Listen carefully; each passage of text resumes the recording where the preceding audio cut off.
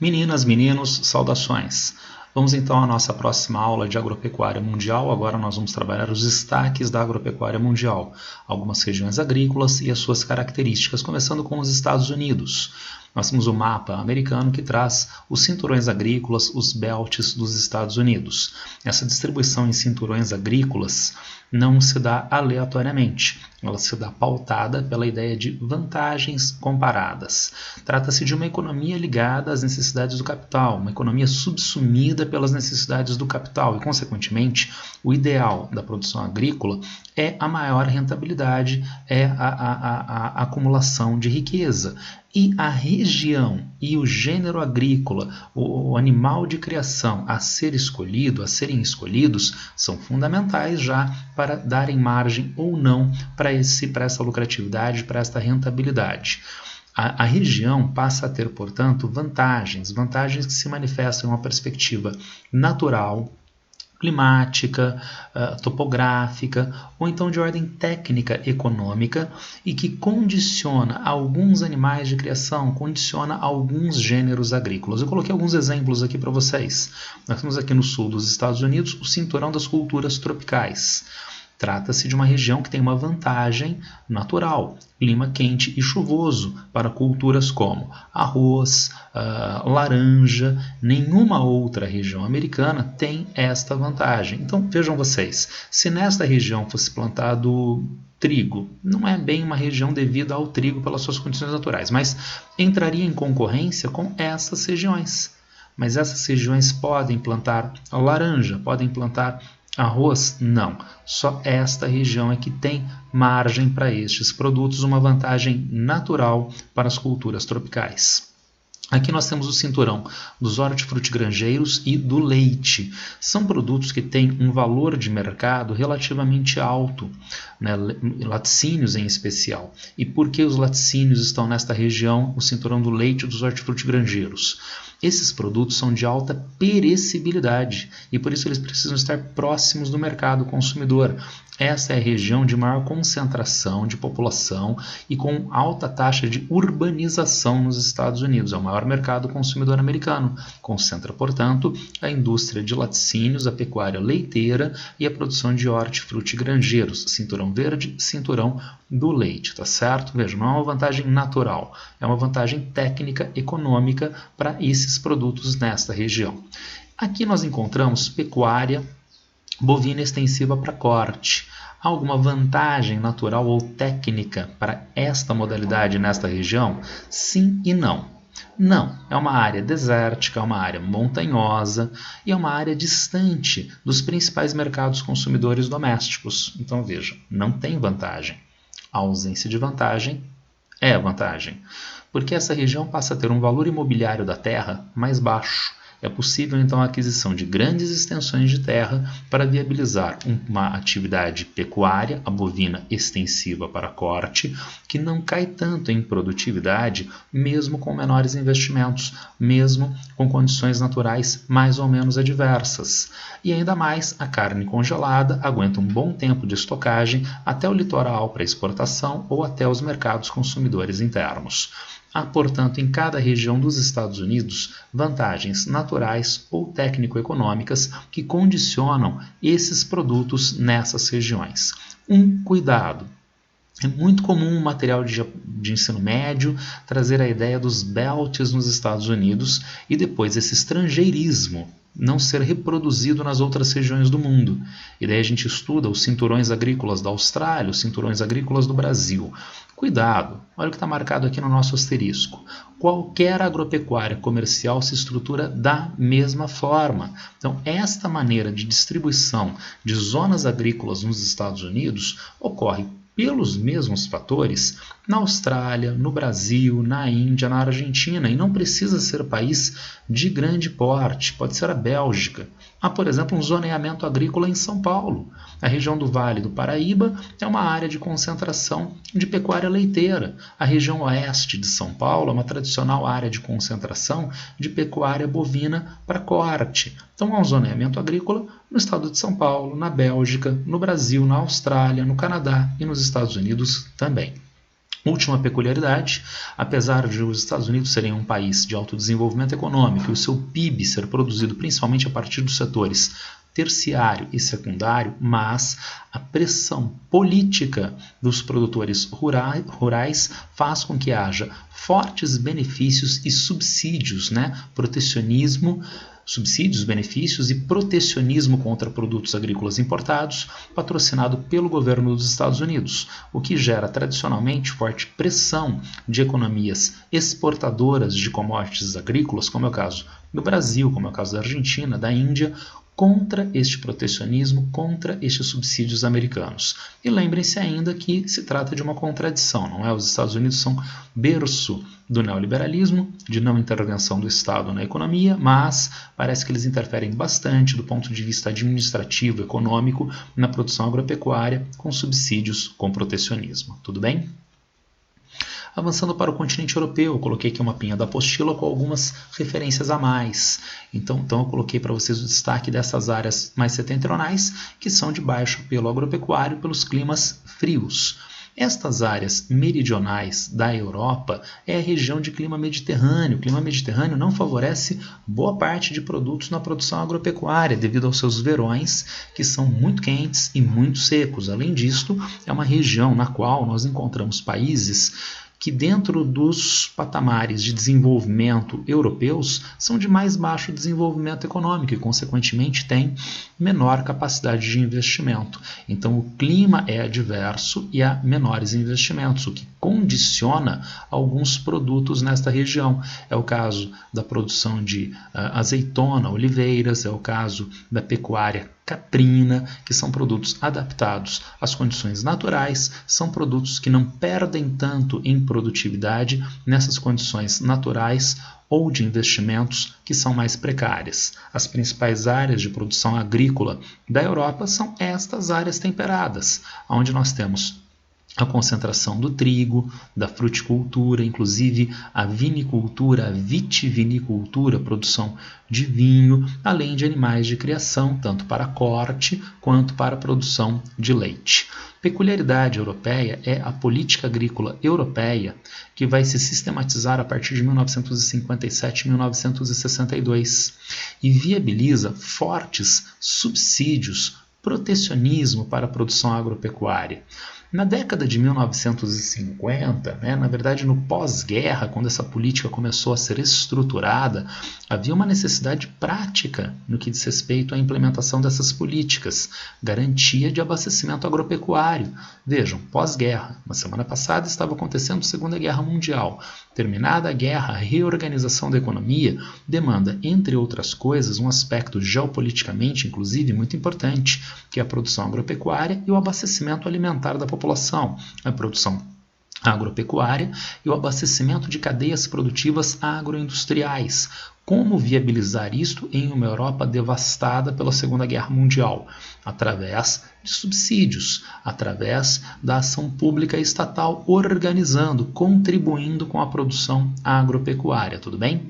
Mas hoje a gente não tem mais a Segunda Guerra Mundial na semana passada. Entretanto, nós encontramos ainda uma pressão e até mesmo vantagens dessa política agrícola no que diz respeito à conservação ambiental e no que diz respeito à conservação cultural. Então, algumas regiões europeias mantêm regiões com pequenos proprietários rurais em agricultura familiar, em relações de produção que são tradicionais. Se esses proprietários rurais em agricultura familiar, em relações mais tradicionais, estivessem expostos à concorrência de mercado, eles quebrariam, entrariam no movimento de êxodo rural, mas parece que é do interesse do proprietário rural se manter no campo, e ele passa a ter esse direito através da política agrícola europeia e mais, uma política agrícola que possibilita a conservação ambiental além da manutenção do estilo de vida de determinadas populações. Isso não deixa de gerar um desdobramento positivo. O turismo é potencializado através desses estabelecimentos rurais, turismo rural, turismo de fundo cultural, em vários países como a Itália, como a Suíça, como a França, que atraem turistas ligados, entre outros, a essas modalidades rurais tradicionais. Entretanto, há quem não goste desses subsídios que a política agrícola europeia fornece. Quem não gosta, entre outros, assim como a gente viu para os Estados Unidos, são os países pobres exportadores de commodities agrícolas. Quem também não gosta é o Reino Unido do plebiscito Brexit, que utilizou a política agrícola europeia como mais um recurso de propaganda anti-europeia, dentro do contexto de crítica do contribuinte europeu, que tem que pagar os impostos para sustentar esta política agrícola europeia, assim como eu disse para vocês, os países exportadores de commodities agrícolas, os países do agronegócio. Tudo bem? Avançando agora para a China, eu coloquei aqui para vocês no mapa de China da apostila esta linha vermelha. E por que esta linha vermelha? Ela passa em porções intermediárias entre o leste e o oeste da China. A China é um país de grandes dimensões, mas ela tem extensas áreas com dificuldade para exploração na agropecuária. São essas extensas áreas ocidentais da China, marcadas pelo relevo montanhoso, pelos climas mais frios e, portanto, a agropecuária chinesa de maior investimento, de maior produtividade, ocorre nestas porções orientais do território, tudo bem? E o que nós temos na agropecuária chinesa? A partir dos anos 1980, termina a experiência de comunas populares introduzida com o regime socialista da China a partir da Revolução Chinesa. Eram grandes propriedades, gigantescas propriedades, sob controle, administração, burocracia direta do governo chinês. Elas não se mostravam suficientemente produtivas. O governo chinês as substituiu, a partir dos anos 1980, pelo sistema de responsabilidade, que é uma espécie de volta à estrutura agropecuária tradicional chinesa ou da região sul e sudeste da Ásia, que a gente vai ver na sequência. Então, unidades de produção menores, de apropriação familiar. A terra pertence ao Estado, mas o governo viabiliza junto à família assistência técnica, subsídios em termos de financiamento, com vistas a que haja as condições de produção para a família. A família, então, produz e comercializa os bens, tendo os frutos deste trabalho, tendo os frutos desta comercialização e, portanto, os rendimentos da produção tornam-se de propriedade da família. É uma introdução, portanto, de uma forma mista de propriedade sendo estatal, mas gestão partilhada entre a família e o aporte público e com a apropriação da riqueza produzida pela família que produz. Tudo bem? Ganhos tecnológicos e de modo seletivo. A China tem um cuidado em implementação de mecanização no campo, porque quase metade da população chinesa ainda vive no campo. Um avanço mais acentuado da mecanização poderia desdobrar em um êxodo rural que fosse inadequado, tendo em vista a potencialidade de inchaço das cidades chinesas. Elevada a população economicamente ativa, então, no campo até a atualidade. Tudo bem? Avançando para a Índia, contrastes entre uma agroindústria de alto investimento e uma agricultura tradicional de produtividade relativamente menor. A Índia, então, se dedica principalmente a produtos que são típicos das áreas intertropicais que demandam climas mais quentes e mais chuvosos. Produtos esses para abastecimento do mercado interno chinês de cadeias agroindustriais ou para exportação, tudo bem? Com então essa diferença, né? Com altos investimentos agroindustriais e, do outro lado, a agricultura tradicional dita de jardinagem. Jardinagem é um termo ocidental que nós utilizamos para denominar a agropecuária do sul e sudeste da Ásia, tradicional de caráter pré-moderno. Pré-moderno, então antes dos europeus chegarem novamente ao sul e sudeste da Ásia, não é? Antes da modernidade no mundo ocidental, essa estrutura de produção já estava dada lá, com grandes regiões que são apropriadas por grandes quantidades de família, normalmente sem a noção de propriedade privada da terra. Então essas famílias cultivavam uma determinada área e esta área cultivada gerava frutos de comercialização, gerava a produção para comercialização e apropriação de riqueza por esta família. Claro que hoje Índia, né, China, são países que têm uma condição moderna de relação com a terra, mas uma série de características dessa agricultura de jardinagem permaneceram, inclusive com o uso intensivo de força de trabalho e técnicas tradicionais, técnicas que são legadas de geração para geração e não necessariamente ligadas ao desenvolvimento científico-tecnológico. Entre essas técnicas, e de caráter, insisto, pré-moderno, os terraceamentos. Então é esta horizontalização da encosta, são formados patamares nas encostas mais ou menos íngremes. Através desses patamares é possível o cultivo nessas encostas sem haver uma sujeição do solo a processos erosivos que inviabilizariam a produção agropecuária. Então, com essa técnica de terraceamento, que é pré-moderna e é típica dessas regiões montanhosas do sul e sudeste da Ásia, é possível o cultivo nestas áreas de topografia tão acidentada. Notem bem, isto não é exclusivo do sul e sudeste da Ásia. Também a agricultura pré-moderna inca utilizava essas técnicas de terraceamento. Tudo bem? Avançando para o restante do mundo pobre, então pensando nas áreas mais subdesenvolvidas da Ásia, da África, da América Latina, onde nós temos uma agricultura arcaica itinerante. E por que ela é itinerante? Ela é marcada por etapas. Para a limpeza da área, para viabilizar a produção, é comum se utilizar o fogo, uma forma então barata, fácil de eliminação da vegetação nativa para o plantio. É feito plantio. Fogo é barato, mas o fogo degrada, principalmente o solo, muito fortemente. Ele não é uma técnica conservacionista.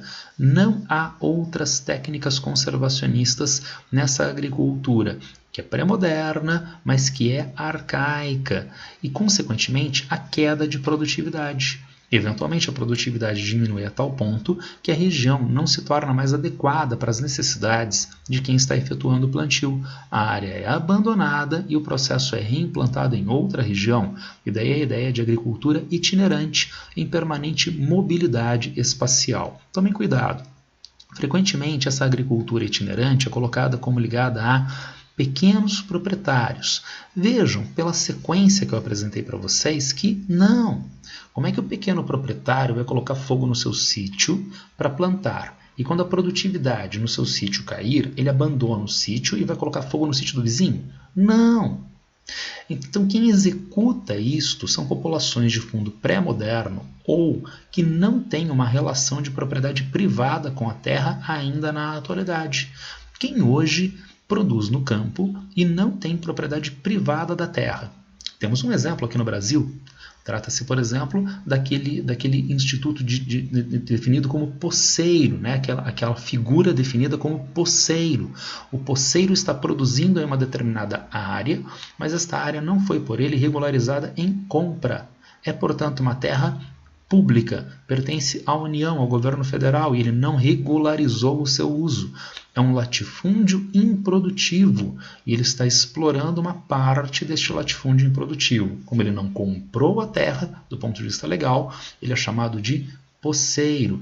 Ele sim pode implementar essa agricultura itinerante, também chamada de roça ou coivara. Então, na hora que cai a produtividade em uma região, ele abandona e vai para outra área. É o caso, então, de áreas de produção na região norte do Brasil, em outras áreas pobres da América Latina, da África e da Ásia. Também o mundo pobre convive ainda hoje com a dita plantation. Lembrem-se dos seus estudos de história lá do ensino fundamental. A plantation, a grande propriedade monocultora, exportadora, com uso intensivo de trabalho desqualificado, tendo em vista o baixo investimento, o baixo incremento tecnológico. Entretanto, e como nós vimos para a Índia, é cada vez mais difícil nós caracterizarmos plantations propriamente no mundo subdesenvolvido que seja, porque os investimentos estrangeiros transformam aquilo que era a plantation em modelo agroindustrial, através dos investimentos estrangeiros. Então não é mais plantation porque não temos mais uso intensivo de trabalho desqualificado. Ao contrário, temos uma tendência de mecanização, com investimentos em agrotóxicos, em sementes geneticamente modificadas. Então, mesmo no mundo pobre, a velha plantation é cada vez mais caracterizada como modelo agroindustrial que nós trabalhamos tão extensamente na aula anterior de agropecuária, tudo bem? De um jeito ou de outro, cria-se uma contradição que nós também trabalhamos na aula anterior de agropecuária. São países pobres, exportadores de produtos da agropecuária, mas que têm suas populações, de forma mais ou menos significativa, em fome crônica. Tudo bem? Esta aula é mais rápida porque ela é mais uma descrição das áreas de produção agropecuária no mundo. A aula mais extensa foi a anterior, na qual nós analisamos as características, as contradições do modelo agroindustrial. Se houver alguma dúvida da aula anterior ou desta aula, por favor, me acessem nas redes sociais, tudo bem? Abraços para todos e boa sorte!